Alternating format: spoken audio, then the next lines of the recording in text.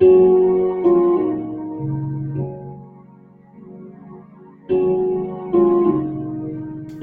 gospel reading for today is from Luke 24:13 through 36. On that same day, two disciples are traveling the 7 miles from Jerusalem to Emmaus. As they walk along, they talk back and forth about all that has transpired during recent days. While they're talking, discussing, and conversing, Jesus catches up to them and begins walking with them. But for some reason, they don't recognize him. Jesus says, "You two seem deeply engrossed in conversation. What are you talking about as you walk along this road?"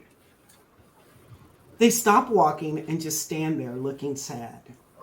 One of them, Cleopas is his name, speaks up. "You must be the only visitor in Jerusalem who hasn't heard about what's been going on over the last few days."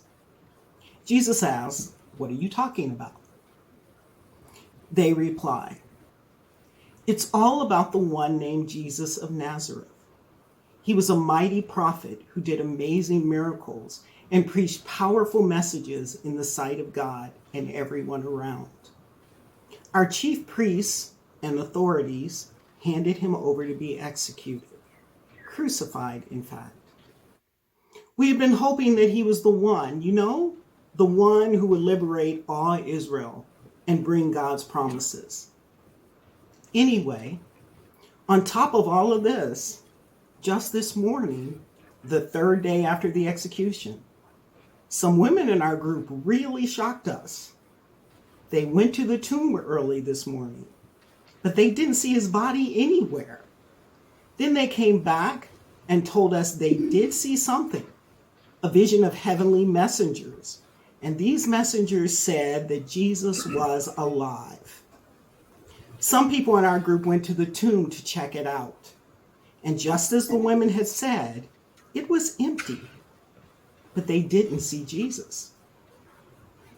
Jesus responds, "Come on, why are you being so foolish? Why are your hearts so sluggish when it comes to believing what the prophets have been saying all along? Didn't it have to be this way? Didn't the Anointed One have to experience these sufferings in order to come into glory?" Then Jesus begins with Moses and continues, prophet by prophet, explaining the meaning of the Hebrew scriptures, showing how they were talking about the very things that had happened to Jesus. About this time, they are nearing their destination. Jesus keeps walking ahead as if he has no plans to stop there, but they convince him to join them. The disciples say, "Please be our guest. It's getting late, and soon it will be too dark to walk." So Jesus goes with them to their home. When they sit down at the table for dinner, Jesus takes the bread in his hand and gives thanks for it, and breaks it, and hands it to them. At that instant, two things happen simultaneously. Their eyes are suddenly opened so they recognize Jesus, and Jesus instantly vanishes, just disappears before their eyes. The two disciples say to each other, "Amazing. Weren't our hearts on fire within us while Jesus was talking to us on the road? Didn't you feel it all coming clear as Jesus explained the meaning of the Hebrew scriptures?"